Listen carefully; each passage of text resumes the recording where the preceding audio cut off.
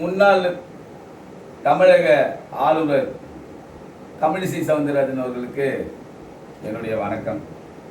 அம்மா, நேற்று உங்களோட ஸ்பீச்சை இணையதளத்தில் பார்த்தேன். 10 ரூபா பாட்டு பாடுவாரா 20 ரூபா பாட்டு பாடுவாரான்னு நம்ம தமிழக வெற்றி கழகத்தின் மாண்பு முதலமைச்சர் ஜோசப் விஜய் அவர்களை நீங்கள் குறை சொல்லியிருக்கீங்க. அங்கங்க லஞ்ச லாவணி நடந்துட்டு தான் இருக்கு. எல்லாத்தையுமே முதலமைச்சர் நேரடி கண்காணிப்பு பண்ண முடியாது.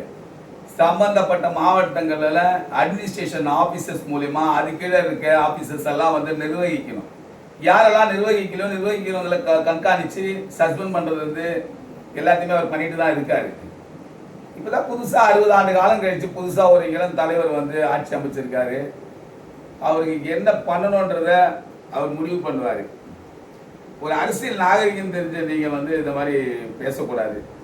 இந்த மாதிரி பார்த்தீங்கன்னா நீங்கள் ஒரு கட்சி தலைவராக வந்திருக்கீங்க, மக்களை சந்திச்சிருக்கீங்க, எம்பி எலெக்ஷன் நின்றுருக்கீங்க, எம்எல்ஏ எலெக்ஷன் நின்றுருக்கீங்க. அப்படி இருந்தும் ஒரு முறை கூட நீங்கள் மக்களால் தேர்ந்தெடுக்கப்பட்ட பிரதிநிதியாக நீங்கள் ஆகலை. மக்கள் இவ்வளோ பேர் நாங்கள்லாம் நம்பிக்கை வச்சுருக்கோம். உங்கள் அப்பா காங்கிரஸ்காரரு, இருந்தாலும் கட்சி தாவல் இல்லாமல் இருக்க பரம்பரை. நீங்கள் கட்சி தாவலாக இருந்திருக்கீங்க. நாங்கள்லாம் பரம்பரை காங்கிரஸ்காரன், கட்சிக்காரன் கிடையாது, கட்சி தாவலம் கிடையாது. அப்பேற்பட்ட நாங்களே விஜய்க்கு ஓட்டு போட்டு விஜய் தான் சிஎம் ஆகணும்னு நாங்கள் அன்றைக்கி நினச்சோம். சிஎம்மாவும் ஆக்கிட்டோம். எங்கள் உணர்வு அது. அப்பேற்பட்ட நாங்கள் பதவியை கொடுத்து உட்கார வச்சு சிஎம் ஆக்கியிருக்கோம்னு சொன்னால் அவர் மக்களுக்கு நல்லது பண்ணணும்னு வந்திருக்காரு. நல்லது பண்ண விடுங்க. அவன் 10 ரூபா வைன் ஷாப்பில் பாட்டிலுக்கு 10 ரூபா வாங்கினா இப்போ 20 ரூபா வாங்குறான்றது இதெல்லாம் ஒரு பெரிய இஷ்யூ கிடையாது.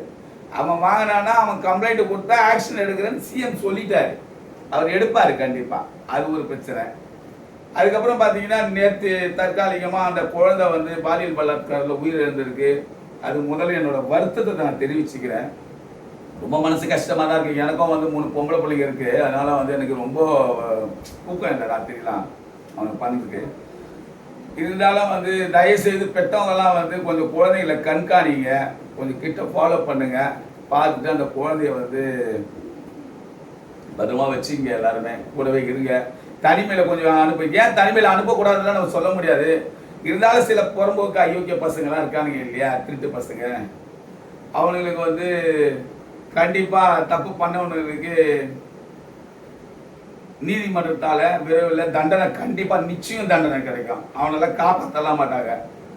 இது சம்பந்தமாக நீங்கள் எதிர்கட்சி தலைவர்கள்லாம், சில அரசியல் தலைவர்கள்லாம், எல்லா தலைவர்களையும் சொல்கிறேன், நிறைய எல்லாமே நம்ம இன்னைக்கு தமிழக முதலமைச்சருக்கு எதிர்ப்பாக நீங்கள் எல்லாருமே பேசுகிறீங்க. இவரு உகுந்த நடவடிக்கை என்ன எடுக்கணுன்றதுக்கு துரிதமாக அது செயல்பட்டுட்டு தான் இருக்காரு. ஆக்ஷன் பண்ணி எடுத்துட்டு தான் இருக்காங்க. நடவடிக்கை எடுக்கிறாங்க. தண்டனை வாங்கி தரப்போறாரு. அதுதான் அவரால் பண்ண முடியுமே தவிர பாதுகாப்பு நலன் கருதி அடுத்த கட்டம் என்ன நடவடிக்கை எடுக்கணும்னு அதுவும் பண்ணிட்டு இருக்காரு. நீங்க எல்லாமே பொதுவெளியில அரசியல் நாகரிகத்தை எப்படி பேசணும்னு தெரியாம ஒரு முதலமைச்சர் மேல குற்றச்சாட்டு வைக்கிறீங்க. இது தப்பு. எல்லாருமே அந்த குழந்தைகளுக்கு என்ன பண்ணணும்ன்றது எல்லாருமே ஒத்திசிங்க. அந்தந்த கட்சிக்காரங்க இருப்பீங்களா, அந்தந்த ஊர்ல அந்தந்த வார்டுல இருப்பீங்கல்ல, அந்த வார்டு பகுதி தெருவில் எத்தனை பேர் இருப்பாங்க, எத்தனை குழந்தைகள் இருக்கு, எத்தனை குடும்பம் இருக்குன்னு அத்தனை அரசியல்வாதி பொது வாழ்க்கையில் தானே வாழ்றீங்க. கண்காணிங்க பிள்ளைங்களை. ஏன் அந்த தெருவில் கூட்டு தப்பானவன் இருக்கிறான்னு கண்டுபிடிங்க. அவன் மேலே கம்ப்ளைண்ட் கொடுங்க. நடவடிக்கை எடுக்கிறதுக்கு உண்டான முயற்சியை அத்தனை கட்சிக்காரங்களோட அந்த செயலாளர், பகுதி செயலாளர்கள் யார் இருக்கீங்களோ அவங்கவுங்க அந்த ஊரை பாதுகாக்கிறதுக்கு என்ன பாருங்க. இந்த மாதிரி திருட்டு பசங்க, அயோக்கிய பசங்க, இந்த மாதிரி பாலியல் பலாத்காரம் செய்யக்கூடிய பொறுக்கி பசங்க, இவங்களாண்டிருந்து அந்த ஊரையும் அந்த பகுதியும் காப்பாற்றுறதுக்கு இந்த அரசியல்வாதிகளுக்கு கடமை உண்டு. நீ உங்கள் வார்டு அந்த செயலாளருக்கு சொல்லுங்க, பகுதி செயலாளருக்கு ஒவ்வொருத்தரும். அதை சொல்லாமல் சிஎம் குறை சொல்லி நிற்கிறீங்க.